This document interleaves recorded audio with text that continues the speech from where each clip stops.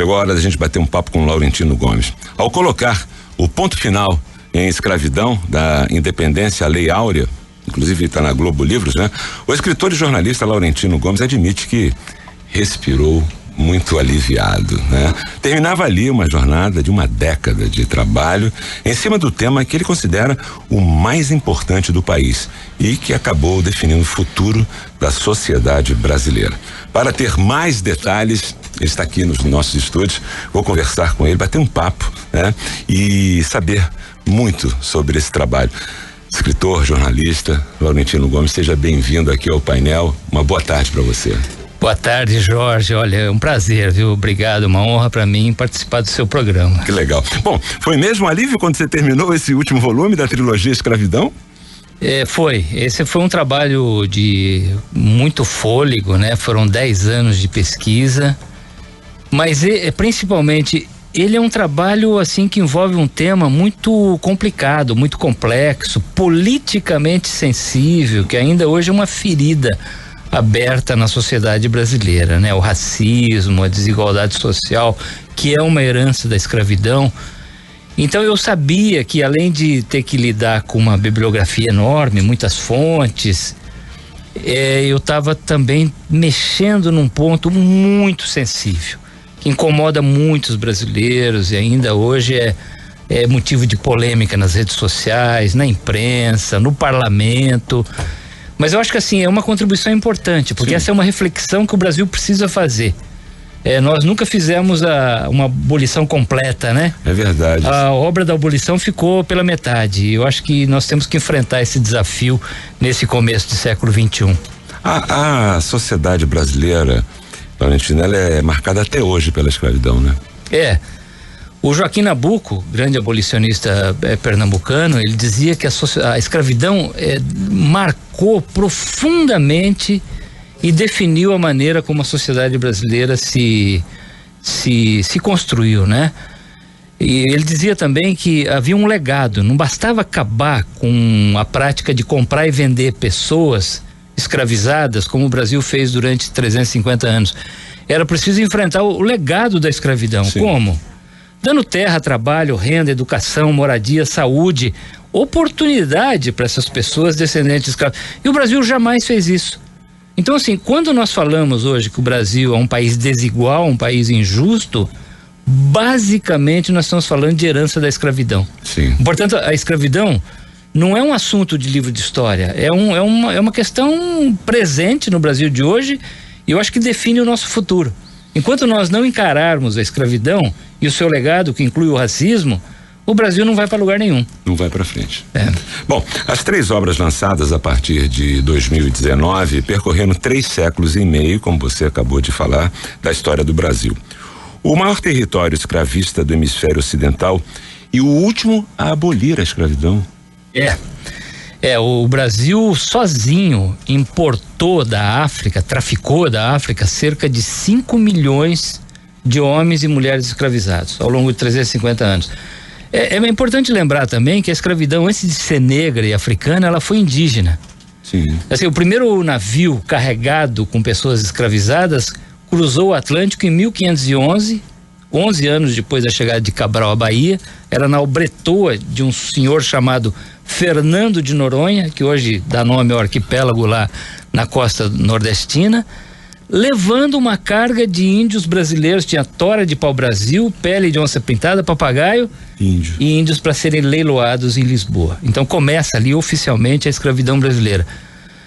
Por que a escravidão indígena fracassou, né, entre aspas, do ponto de vista dos escravizadores? Porque houve um massacre, os índios foram dizimados por doenças como a gripe, o sarampo, a varíola, uma série de doenças que chegaram da Europa e contra as quais os índios brasileiros não tinham imunidade. E aí os brasileiros e portugueses se voltaram para a África. E aí chegam 5 milhões. Agora, é uma grande tragédia, porque tem um historiador americano chamado Joseph Miller, que diz que de cada 2 africanos escravizados capturados na África, só um sobrevivia até o segundo ano de trabalho no Brasil.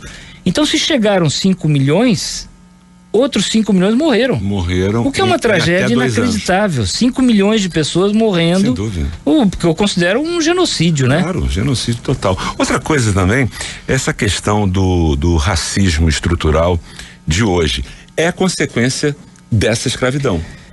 Sim, o racismo brasileiro, que a gente finge que não existe, né? Até um tempo atrás havia esse mito de que o Brasil era uma grande democracia racial, o que não é verdade. O racismo está presente todos os dias nas redes sociais, na imprensa. É um escândalo, né? Os casos de racismo no Brasil. Mas ele é consequência direta da escravidão. Porque havia uma ideologia na época que dizia que os africanos eram inferiores. Eram selvagens, bárbaros, praticantes de religiões demoníacas e, portanto, candidatos naturais à escravização.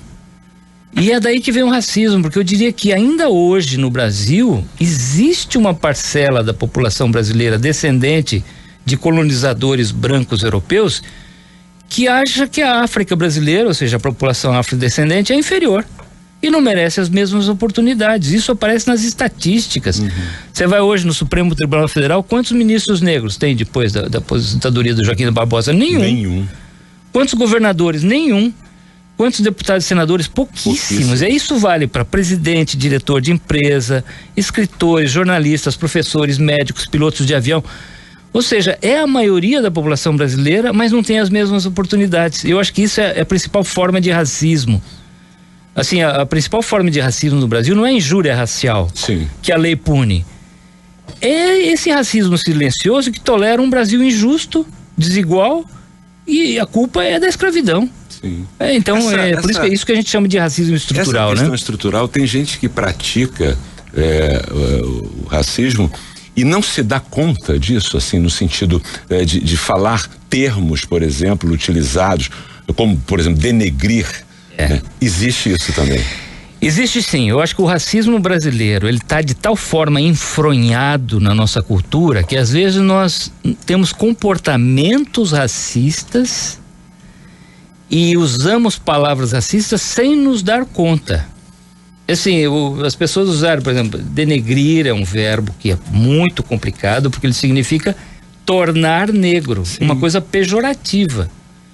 Existem expressões, por exemplo, a mulata, o mulato, essa origem dessa palavra é controvertida, mas uma das hipóteses é que vem de mula, um animal híbrido que não se reproduz. Portanto, você usa uma coisa negativa em relação.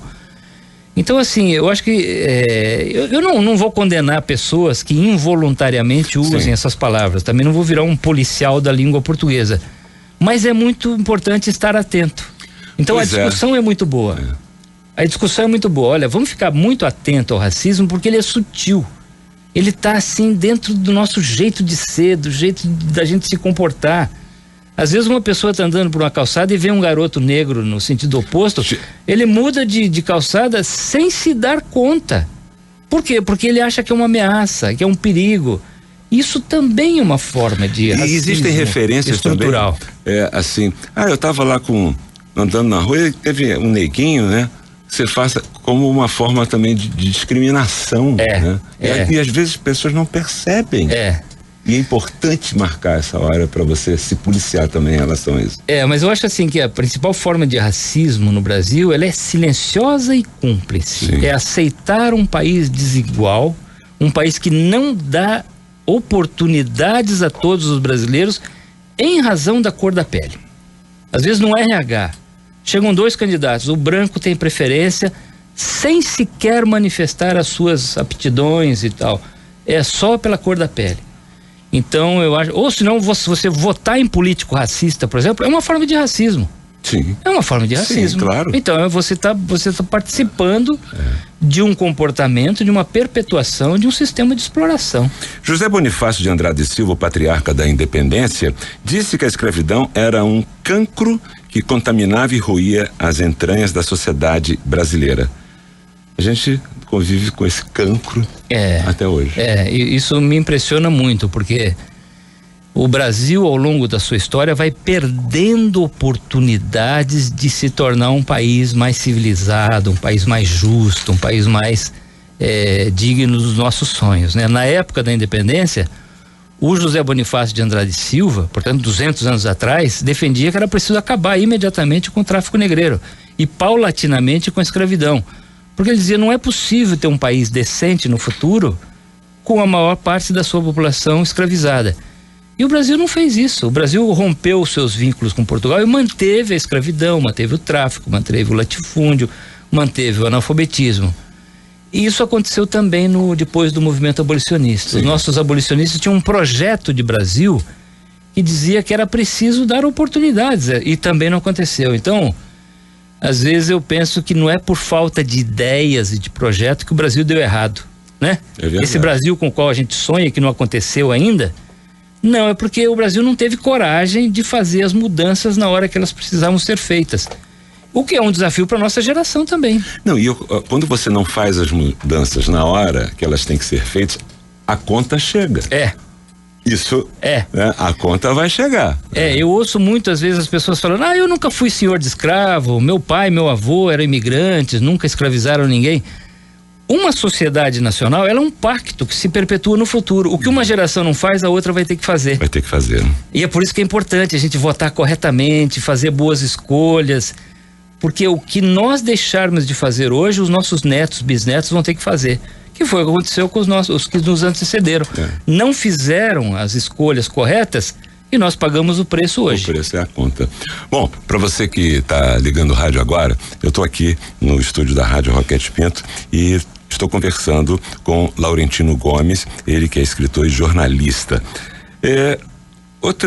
Você, para escrever Escravidão, você viajou muito, foi a vários países e 3 continentes.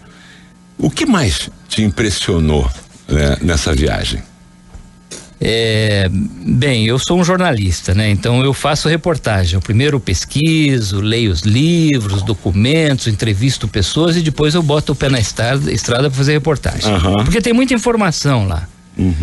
Então, assim, você ir a um terreiro de candomblé em Cachoeira, na Bahia, no Recôncavo, é uma experiência incomparável você ler um livro sobre o candomblé na Biblioteca Nacional. Você tem que ir lá, você tem que ver o que é essa herança lindíssima, belíssima da cultura africana no Brasil.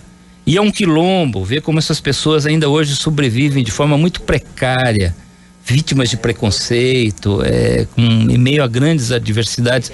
Eu acho que isso é fundamental. E às vezes a informação está no que você não vê. Então, por exemplo, eu percorri o Brasil inteiro e eu nunca vi um grande Museu Nacional da Escravidão. Eu vi Museu da Língua Portuguesa, Museu do Amanhã, Museu da Imagem do Som. O Brasil tem museus curiosíssimos, inovadores. O maior território escravista da América não tem um Museu da Escravidão e da Cultura Africana. O que eu acho que é um projeto de apagamento da memória, de esquecimento. Então, eu acho que isso me impressionou muito. Esse Brasil que valoriza a sua África do ponto de vista do turismo exótico, o samba, o carnaval, a música, a culinária, mas despreza a sua África no dia a dia, não lhe dá oportunidades para que se realize plenamente. Você acredita que pessoas defendem que a escravidão no Brasil era branda ou cordial? Não, isso é um mito. É um mito, né? É um mito. Se você lê, por exemplo, e alguns intelectuais contribuíram isso, se você lê, por exemplo, Casagrande e Senzala, dá até uma saudade da escravidão. Aquela convivência pacífica entre a Senzala e a Casagrande, uma coisa idílica, né? Quando você vai se debruça sobre os documentos, os relatos da época, a escravidão brasileira foi tão violenta quanto em qualquer outro lugar. Existem relatos de punições de escravos que envolviam cortar a orelha, cortar um membro do corpo, marcar a ferro quente. Um escravo, quando vinha da África para o Brasil, às vezes ele chegava aqui com 5 marcas diferentes de ferro quente. Ferro em brasa. Ferro em brasa. Existem relatos de punições que envolviam 100, 200, 300, 500 chibatadas. Não se pode chamar de escravidão branca, mas eu acho que isso é um mito que se criou de que o Brasil, no fundo, teve uma escravidão boazinha e que o resultado seria a democracia racial. E isso é errado. Essa noção dificulta a construção do Brasil no futuro, porque é uma visão errada a respeito de nós mesmos. Nós achamos que está tudo resolvido, que racismo só tem nos Estados Unidos, não tem no Brasil. Sim. Então, bola para frente, porque nós vamos nos preocupar com esse assunto? Ao estudar a escravidão, você percebe que não, a escravidão brasileira foi violenta e a herança da escravidão, que inclui o racismo, é também violenta, e nós precisamos nos preocupar com ela. Agora, 5h31, alguns ouvintes manifestaram aqui as suas opiniões e, né, a Vitória Viton, ela dá parabéns aqui, preciso ouvir isso, é muito importante que todos ouçam. Que bom. Obrigado, tá bom, Vitória Viton, que bom, valeu pela sua participação. Tem aqui, deixa eu ver, a Fátima Vicente, ela diz: Jorge, boa tarde, estou lendo 1808. Então, Fátima Vicente, o autor está aqui do meu lado, né? Obrigado pela leitura. Legal. Bom, e você continua participando aqui, né? Tem outras participações, eu vou ler, não vai dar para ler todo mundo, mas agradeço desde já a participação. Nós vamos fazer um rápido intervalo, né? E, Laurentino, já estaremos de volta para falarmos mais algumas coisas importantes a respeito desse tema que está ligado a todos nós aqui e que influencia a vida de todos nós. Daqui a pouco, depois do intervalo. Você está ouvindo Painel. Rádio Roquete Pinto. Olá, aqui é Gabriela Hilário e de segunda a sexta eu estou no Giro RJ, programa jornalístico que valoriza e dá visibilidade ao que acontece no interior do estado do Rio de Janeiro. Giro RJ, de segunda a sexta, 8 da manhã. Aqui, na Rádio Roquete Pinto. Cola comigo! Começa agora. Momento Sebrae Rio. Apoio Rádio Roquete Pinto. No Brasil, metade dos empreendedores são mulheres. Sabemos que empreender é difícil para todos, mas os dados apontam que as mulheres têm mais dificuldade do que os homens na liderança dos seus negócios, elas faturam menos, têm mais barreiras para conseguir crédito e foram as mais impactadas pela pandemia. Pensando nessa enorme presença feminina e nas barreiras que as mulheres enfrentam no mundo dos negócios, em 2019 criamos o Sebrae Delas, com o objetivo de tornar negócios liderados por mulheres mais competitivos e promover a sensibilização e articulação de atores estratégicos relacionados ao tema do empreendedorismo feminino. O Sebrae Delas mudará a sua empresa e trará oportunidades para você gerar novos negócios e ampliar sua presença nas redes sociais e melhorar o seu posicionamento no mercado. Assim, o Sebrae Rio contribui para que a mulher ocupe seu merecido lugar de liderança na nossa sociedade. Dê uma olhada no nosso site, vai encontrar boas oportunidades para superar as dificuldades. Até o próximo Momento Sebrae Rio. Você acabou de ouvir Momento Sebrae Rio. Apoio Rádio Roquete Pinto. ZYD 476, Rádio Roquete Pinto, 94,1 FM, Rio de Janeiro. Painel, apresentação, Jorge Ramos. Muito bem, já estamos de volta aqui com esse painel diferente, especial, conversando com o escritor e jornalista Laurentino Gomes. Laurentino, eu vou ler aqui um pequeno texto e você faz o teu comentário. Para você, continuamos a viver um genocídio silencioso? Quando saiu o primeiro volume, em 2019, o assunto dominante era uma criança negra que foi chicoteada. O segundo foi lançado um ano depois, justamente quando um homem negro foi espancado até a morte em um supermercado em Porto Alegre. E agora, em 2022, quando o terceiro volume estava na gráfica, outro homem também negro foi asfixiado até a morte em um carro da Polícia Federal. Sim, eu acho que isso demonstra duas coisas. Primeiro, que esse livro chegou em boa hora. Sim. É preciso refletir, entender por que essas coisas acontecem. E a gente só faz lendo, entendendo a história. E a segunda razão é que nós temos relações escravistas na sociedade brasileira. São relações que envolvem relações de trabalho, o famoso quartinho de empregada, que é uma senzala urbana, moderna, pessoas que não recebem salários adequados, trabalho em condições muito precárias, são discriminadas, e assim, são práticas escravistas. Na época do Brasil colônia e do Brasil do século XIX, havia manuais sobre como surrar um negro. Manuais. Assim, quantas chibatadas por dia para não inutilizá-lo para o trabalho. Então se dizia que na época tinha que dar no máximo 50 chibatadas. Se a pena fosse de 400, era para aplicar durante uma semana e não tudo de uma vez. E é muito curioso que no ano que eu estreiei essa trilogia, em 2019, um garoto negro roubou uma barra de chocolate num supermercado e foi surrado com um chicote, porque era assim que os escravos eram tratados. Então, isso para mim é chocante, né? Não é teoria, é o noticiário do dia a dia se encarrega de mostrar que essas relações escravistas persistem até hoje. Bom, outra questão, vamos falar da abolição, a primeira que está faltando da segunda que a gente comentou aqui. Como é que foi feito? Houve algum preparo naquele momento?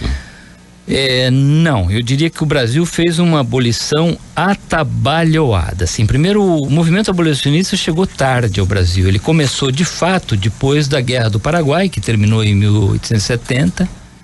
Ou seja, um século depois que o movimento abolicionista começou na Inglaterra e nos Estados Unidos. Na época da independência, quase todos os países da América Espanhola fizeram abolição. O último é Cuba, antes do Brasil. Antes do Brasil, mas foi o último. Cuba e Porto Rico, antes do Brasil. Então, assim, o Brasil vai adiando. Ele é o último país a acabar com o tráfico negreiro pela lei Eusébio de Queiroz de 1850. Depois fez a lei do ventre livre de 1871, que não foi cumprida. A lei dos sexagenários, que era inútil, porque as pessoas não sobreviviam até essa idade. E por fim fez a Lei Áurea. A Lei Áurea não foi uma coisa tão simples e tão consenso nacional como se tenta passar hoje. Houve uma resistência obstinada dos fazendeiros, dos barões do café, e os seus representantes no parlamento votaram contra. Assim, houve uma reação violenta, porque os senhores escravistas, eles consideravam que os homens e mulheres cativas eram um patrimônio. Sim. Eles queriam ser indenizados. E o Brasil não indenizou ninguém. Então, o André Rebouças dizia o contrário. Quem tinha que ser indenizado eram as pessoas escravizadas, porque elas é que trabalharam de graça e foram exploradas durante 350 anos.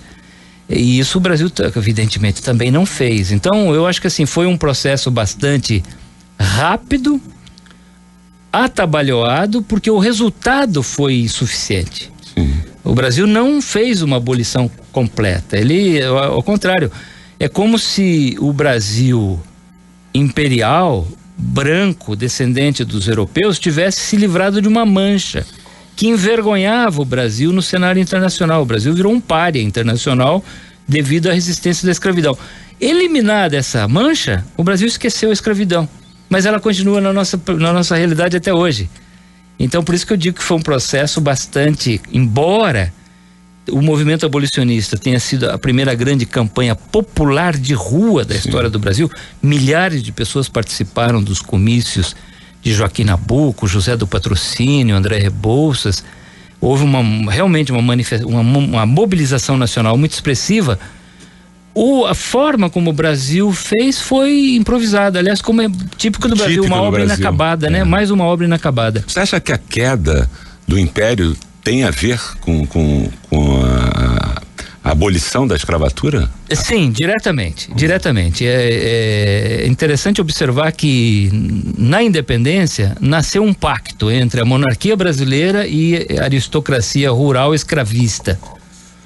Uma apoiava o outro e uma não mexia nos interesses do outro. Então os fazendeiros, eles apoiavam o Império, participando da Guarda Nacional, elegendo seus políticos favoritos nos dois principais partidos, o conservador e o liberal, e recebiam do Império títulos de nobreza, como barão, visconde, duque, fidalgos, coronéis da Guarda Nacional, recebiam privilégios nos negócios públicos, e foi isso que manteve a monarquia no poder durante 50 anos. Ou seja, O Dom Pedro II, a princesa Isabel, o seu marido, o Conde D, eu acho que eles tinham realmente pendores abolicionistas. Eles não gostariam de ter um Brasil escravocrata. Mas, ao mesmo tempo, eles eram reféns da escravidão. Era como se a monarquia brasileira fosse um gigante com pés de barro. Sim. O pé de barro era a escravidão. E não é à toa que quando o Império Brasileiro decidiu fazer a Lei Áurea, foi assinada pela princesa Isabel em maio de 1888, o edifício desabou, a monarquia implodiu. É assim, apenas um ano seguinte. Por quê? Porque o pacto deixou de existir. Os fazendeiros se consideraram traídos e aderiram à campanha republicana. E, curiosamente, depois de mudado o regime, logo em seguida, esses mesmos fazendeiros que mandavam no Império passaram a mandar na República, na chamada política do café com leite, que foi até a Revolução de 30. De 30. Vamos fazer uma viagem até os tempos atuais? São tempos medíocres? Eu acho que sim. Eu acho que nós estamos vivendo hoje um Brasil que está sem esperança, um Brasil sem grandes sonhos, sem grandes projetos. O clima dessa eleição é uma coisa muito frustrante, desse bicentenário da independência também, porque você falou, o que nós vamos celebrar, né? O que nós temos para celebrar de 200 anos? Bicentenário da independência. Eu acho que hoje o brasileiro está se perguntando, né, nesses 200 anos, o Brasil deu certo ou deu errado? Mesmo do ponto de vista dos colonizadores europeus, da população branca, a frustração é muito grande, né? Um Brasil que demora em acontecer, um Brasil que vai perdendo oportunidades, um país pobre, um país realmente que depende de soluções que vêm de fora. O Brasil não acontece. Agora, se você observar do ponto de vista da população indígena, da população negra, o Brasil definitivamente deu errado, muito errado. Então, acho que por isso que tem esse clima de susto, de assombro. Um Brasil, o que nós vamos comemorar nos 200 anos? E eu vejo um país sem sonhos. Um Brasil assim, você tem de um lado uma direita perigosa, antidemocrática, que aposta na ditadura e muito cruel, e de um outro lado uma esquerda também que eu diria que cheira muito a naftalina, uma esquerda que não está apresentando um projeto novo de Brasil que mobilize as pessoas. Eu espero que isso a gente consiga superar. Eu acho que assim, não tiver esperança. Sem esperança, porque eu insisto isso, a gente não pode perder a esperança. Pois é. O Brasil não acabou. Mas como é que a gente resolve isso? Votando certo na urna, tomando decisões corretas e tal. Ainda que seja uma solução provisória, vamos dizer assim. Eu não acho que o voto nulo ou o voto em branco seja uma solução. A gente tem que fazer escolhas. Numa democracia a gente tem que fazer escolhas. Às vezes não é a escolha ideal, mas é preciso fazer escolhas, porque é só assim que a gente caminha, né? Você sabe que eu tenho 66 anos e às vezes eu penso que a gente, quando dá um passo importante à frente, nós damos 5 para trás. E me dá uma sensação ruim isso, né? Porque parece que, será que eu vou passar e não consigo? E muitas vezes, eu estou falando isso até por uma reflexão, quero fazer muitas coisas para quem eu posso alcançar. A pessoa que está próxima de mim. Talvez ali eu mobilize, aquilo cresça um pouquinho mais. É um caminho? Sim, eu percebo que existe uma mudança silenciosa dentro da sociedade brasileira que nem sempre aparece em Brasília. Então, por exemplo, a discussão sobre a escravidão e sobre o racismo é muito importante. Nós estamos discutindo isso. Eu acho que assim, existem discussões sobre a nossa índole, né? No passado se vendeu muita ideia de que o brasileiro era um povo pacífico, cordial, honesto, trabalhador, tolerante. Sim, a imensa maioria dos brasileiros que eu conheço são honestos e trabalhadores, mas eu pergunto, de onde vem a criminalidade? Os índices assustadores de criminalidade. Será que nós somos um povo pacífico ou um dos povos mais violentos do mundo? Sim, o brasileiro é honesto, mas e a corrupção? De onde vem tanta corrupção? E se nós somos um povo tolerante, cordial, e o racismo? E a violência da desigualdade social? Mas eu acho que essas discussões, embora sejam assustadoras, porque elas nos deixam nus, né? A gente fica nu diante do espelho, perde as ilusões. Elas são muito boas, porque vão levar um grau de maturidade maior a respeito do Brasil. Isso é fruto da democracia. É só na democracia que a gente consegue ter esse tipo de discussão. E eu acho que isso está mudando na base da sociedade. Eu percebo hoje que o racismo, por exemplo, é cada vez mais intolerável. Sim. Existe um Brasil do século XVIII que ainda defende relações racistas. Mas muitos extremos, né? Mas você tem um Brasil hoje, um Brasil jovem, um Brasil que sonha. Isso vai produzir resultado. Por isso que eu acho que a gente tem que persistir na democracia, não pode jogar toalha, não pode perder esperança, não pode abrir mão dos nossos sonhos. Esse Brasil vai acontecer, mas talvez vai demorar um pouquinho mais, porque envolve uma mudança de natureza cultural, de comportamento. Muito bem, 5h46, estamos aqui recebendo Laurentino Gomes, escritor e jornalista. Nós vamos fazer um rápido intervalo com algumas informações, mas já voltamos para a reta final, para a gente falar do que vem por aí. Painel. Apresentação Jorge Ramos. Muito bem, deixa eu ir até o Marcelo Pacífico. Marcelo traz informações do trânsito. Você que está de carro aí curtindo, ouvindo aqui esse nosso bate-papo, vai saber também informações do trânsito com o Marcelo Pacífico. É com você, Pacífico. Muito bem, Jorge Ramos, estamos já na Zona Norte, em Vila Isabel, trânsito com retenção na Boulevard 28 de Setembro, desde a altura da Rua Pereira Nunes até a Praça Barão de Drummond. Na Rua Visconde de Santa Isabel, ao longo da via, motoristas encontram também retenções. Na Rua 24 de Maio, com retenções do Engenho Novo até a Estação do Meia. Linha amarela sentido Barra da Tijuca, com retenções de Maré até Bom Sucesso. Trânsito lento também na altura do Engenho de Dentro até Água Santa. Em Niterói, fluxo intenso na Avenida Marquês do Paraná, sentido Icaraí. Rua Gavião Peixoto fluindo bem nesse momento. Ponte em direção Rio fluindo bem e sentido pedágio com lentidão. Tempo de travessia de 34 minutos, segundo a Ecoponte. Segue com você, Jorge. Tá certo. Bom, deixa eu ir até o Fred D'Amato que tem mais informação. É com você, Fred. Alô, Jorge, o resultado dos recursos e listagem final dos selecionados e classificados no maior edital da cultura fluminense, o Retomada Cultural RJ2, foi publicado no Diário Oficial desta segunda-feira. A Secretaria de Estado de Cultura e Economia Criativa vai premiar 800 produções artísticas, garantindo 40 milhões de reais de investimentos ao setor. A partir da publicação, os proponentes têm agora o período de 28 de junho até 27 de julho para informar os dados bancários na plataforma Desenvolve Cultura e anexar a documentação obrigatória para a contratação.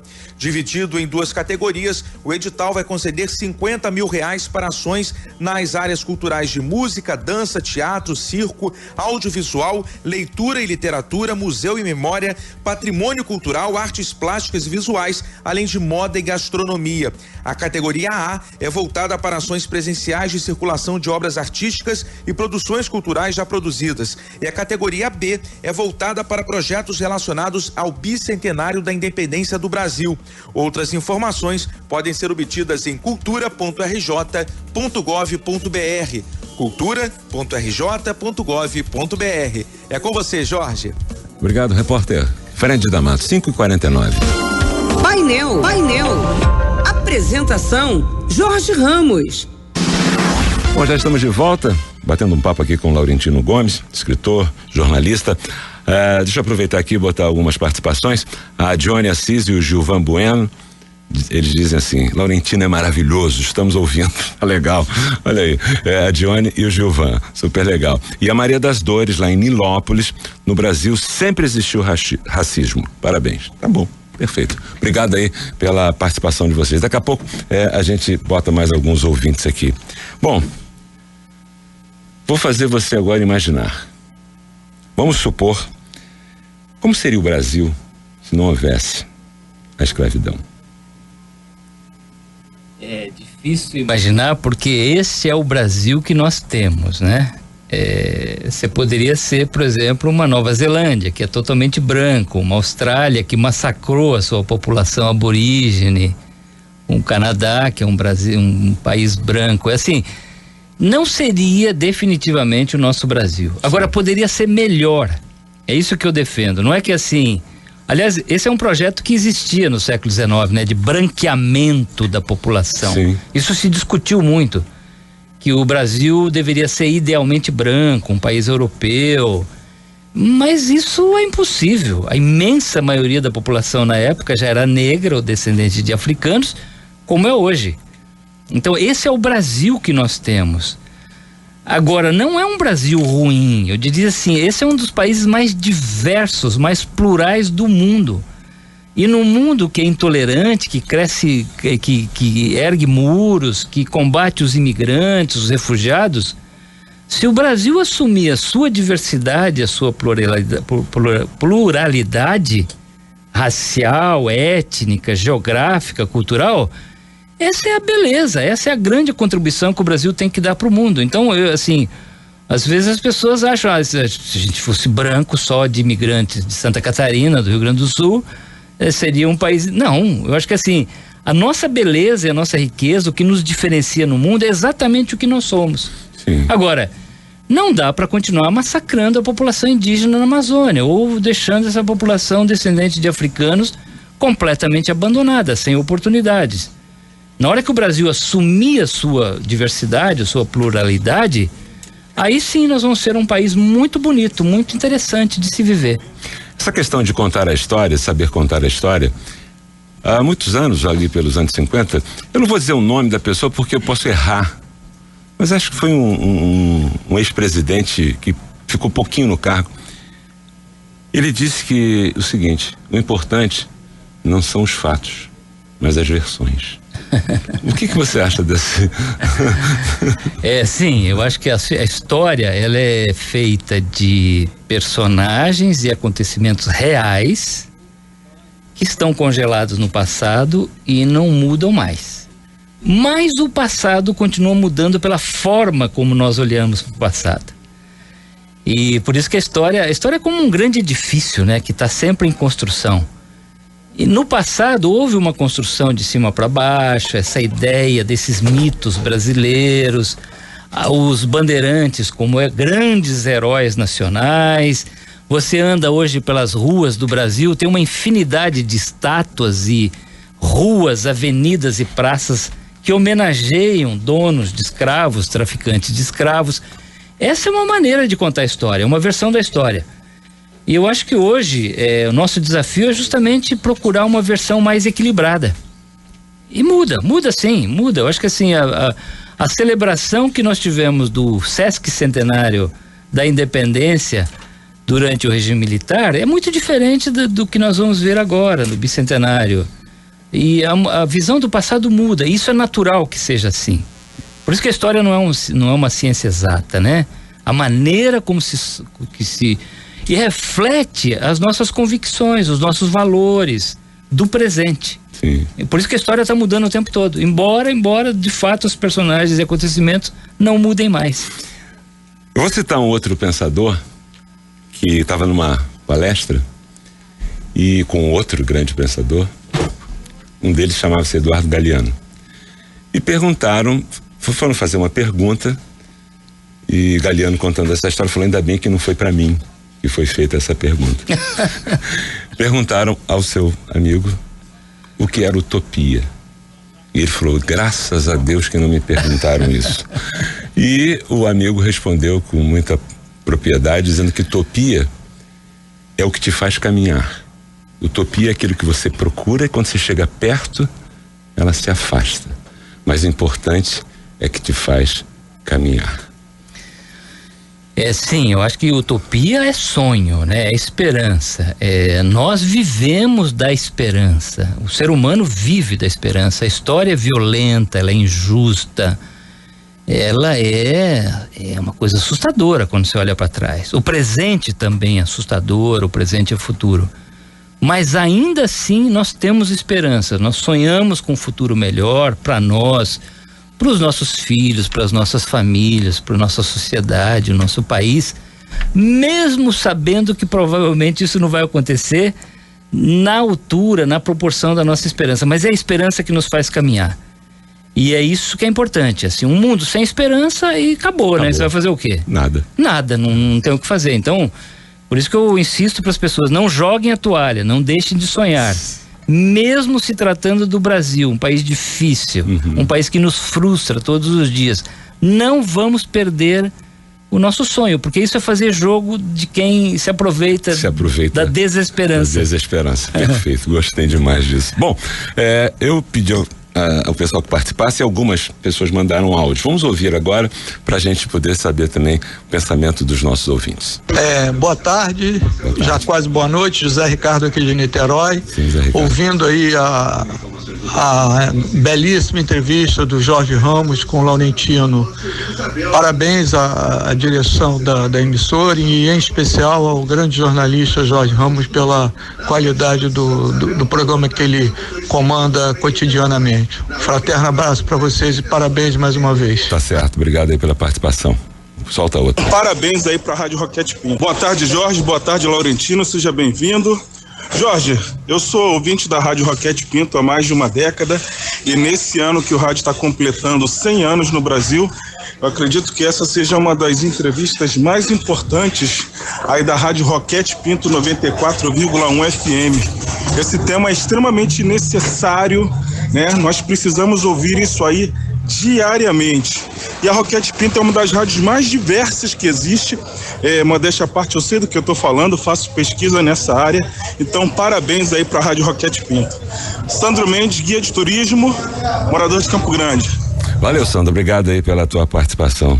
É isso aí. Bom, agora que você terminou a trilogia, já tem algum plano para os seus próximos trabalhos? Essa pergunta me dá assim frio na barriga.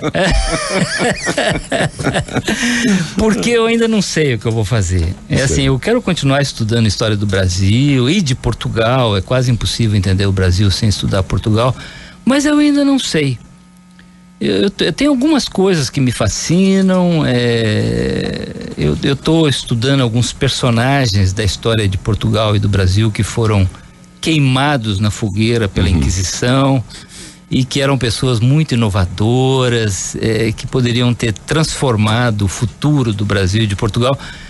Assim, eu gosto muito de estudar, eu gosto mais de ler do que escrever. Então eu estou me divertindo, e estou aprendendo muito. Se isso vai resultar em algum livro, eu não sei ainda. Tá bom. Você vê que eu fugi da sua pergunta.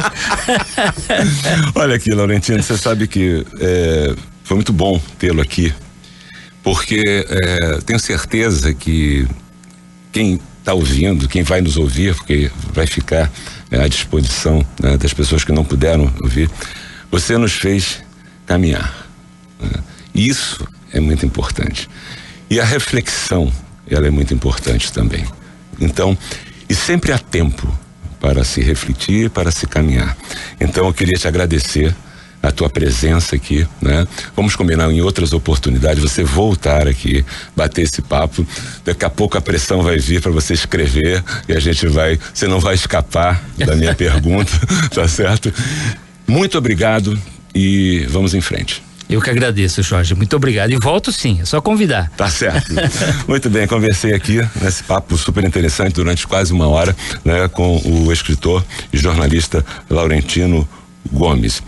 Por falar nisso, quero te agradecer, né, o Laurentino, o livro Escravidão, lindo, né, que está aqui, e vou ler, né, o volume 3 da Independência do Brasil, a Lei Áurea, e certamente vamos conversar depois sobre isso, tá certo? Ótimo, obrigado. Valeu.